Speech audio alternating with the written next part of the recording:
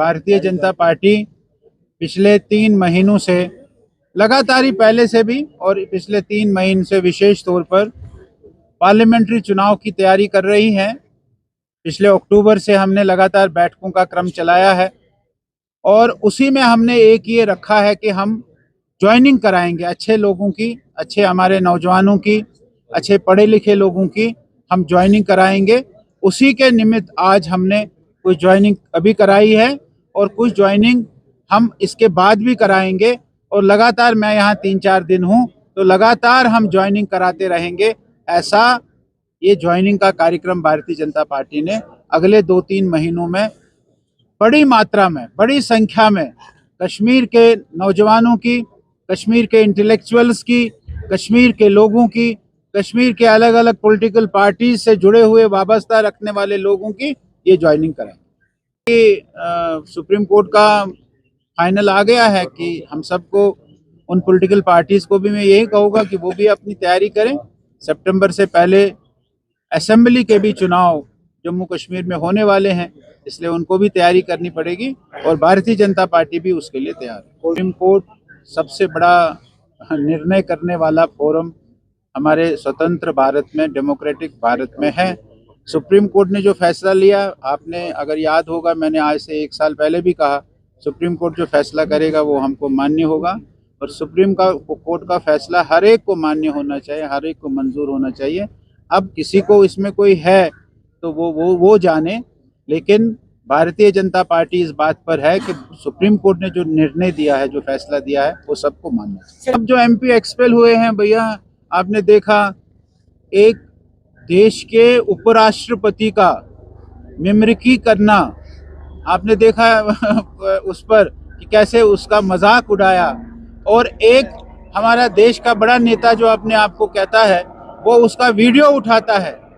ये इससे बड़ा अपोजिशन पार्टीज जो 3 राज्यों में बुरी तरह से हार गई है, उन 3 राज्यों की जो उनकी हार है, उस हार का ये नतीजा है। और भारतीय जनता पार्टी किसी भी डेमोक्रेटिक इंस्टीट्यूशन को जितना उन्होंने उसकी खिल्ली उड़ाई, उतनी खिल्ली कोई नहीं उड़ाता है। इसलिए वहां प्ले कार्ड्स लेकर वेल में जाना, संसद नहीं चलने देना, ये कोई भी सभ्य समाज, कोई भी किसी भी पार्लियामेंट में, किसी भी सभा में, किसी भी सांसद में इस प्रकार का हंगामा नहीं होता है और इनको इसके अतिरिक्त कोई चारा नहीं। बीजेपी का जैसे पिछली बार भी आपने देखा 2014 में चुनाव के बाद कुछ हो सकता है तो हो गया।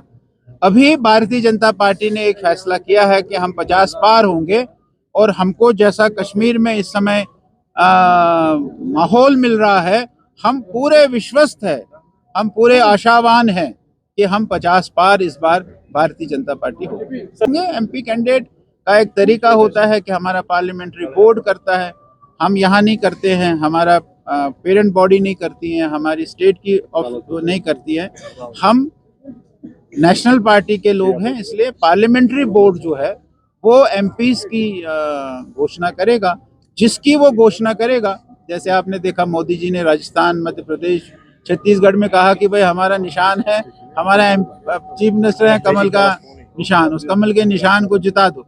उन्होंने जिता दिया और बाद में उन्होंने चीफ मिनिस्टर भी बना दिया।